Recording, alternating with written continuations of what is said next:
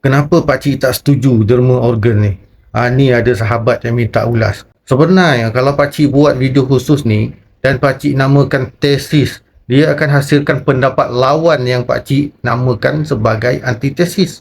Ia ni memang baiklah untuk buatkan kita matang dan berilmu. Masing-masing boleh buat pilihan, dia baca, dia faham, okey ni pilihan aku. Sebab organ itu adalah kita punya. Allah yang amanahkan kat kita ni.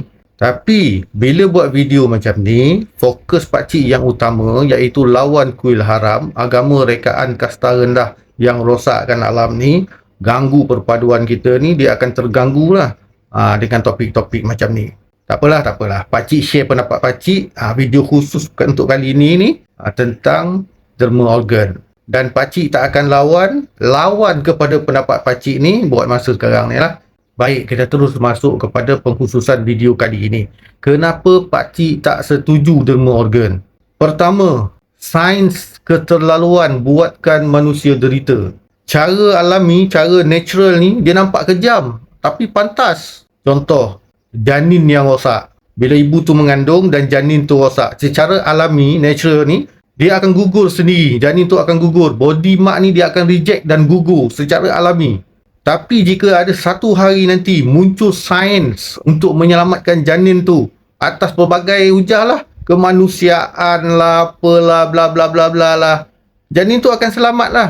Dia selamat, dia lahir tapi cacat. Bila dia cacat, dia menjadi manusia mempunyai emosi. Dan emosi dia tu yang buatkan manusia, bayi tu tadi dia jadi suffer, penderitaan. Kenapa aku lahir macam ni, aku tak macam orang. Benda ni dia makan bertahun-tahun. Kalau dia sampai remaja, kalau sampai dia 20 tahun, 30 tahun, bertahun-tahun suffer penderitaan dia. Sedangkan alam telah menetapkan bahawasanya dia ada alam lain yang lebih baik untuk dia. Kau kalau tak faham apa pakcik cakap ni, kau ulang balik. Okey, yang kedua, dunia ni hanya alam yang sekejap. Elak macam mana pun, kita tetap akan ke alam yang satu lagi, alam kekal. Okey, hujah ni tak terpakai kepada non-Muslim lah.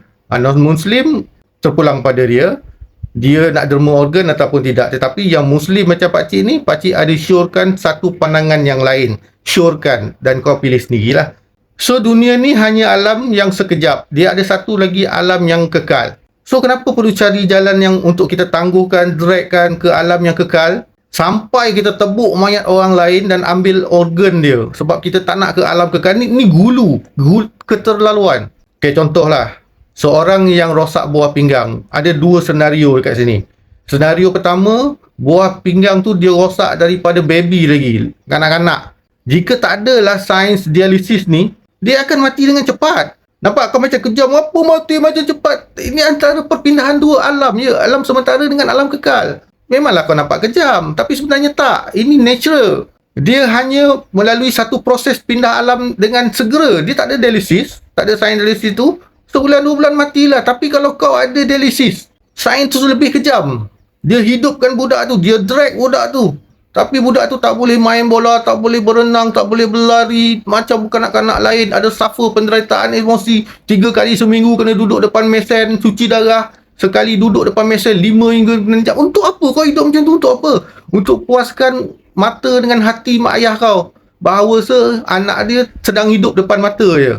Kalau anak tu ke alam lain, anak dia tak hidup ke? Sebenarnya mak bapak yang terlalu kejam. Sebab dia tak faham konsep dua alam ni. Lebih kejam lagi, dia kempen tebuk mayat orang mata-mata untuk anak dia hidup. Sedangkan apa guna anak dia hidup kalau suffer penderitaan emosi sebagainya macam tu? Sebab tu pakcik kata alam ni lebih adil. Alam dah ada jalan dah untuk dia. Tanpa aniaya siapa-siapa, tanpa jalan hulu, jalan yang sangat melampau. Okey, senario kedua, dewasa yang rosak buah pinggang sebab dia aniaya diri dia sendiri. Gula, jamu, fast food, macam-macam ubat tak apa-apa, ubat kurus lah apalah. Dia aniaya diri dia sendiri. Ni paling simple, Tuhan dah bagi dah buah pinggang dia yang baik. Kau yang tak jaga, lepas tu kempen tebuk mayat orang. Apa kebincik sebenarnya ni? Okey, kecelakaan, kemalangan. Contoh hilang mata lah atau apa-apa. Okey, yang ini bukan salah sendiri. Ianya adalah ketidaksengaja, tak sengaja. Okey, dan bukan proses pindah alam. Yang ini pakcik setuju, derma organ. Tapi keluarga kau sendiri. Pakcik ambil kias daripada upah haji. Kau pergi tengok dalil upah haji. Keluarga sendiri, keluarga terdekat, tengok tahlil. Bila mati anak Adam, putus kecuali 3 perkara. Salah satu dia apa? Anak soleh. Keluarga sendiri.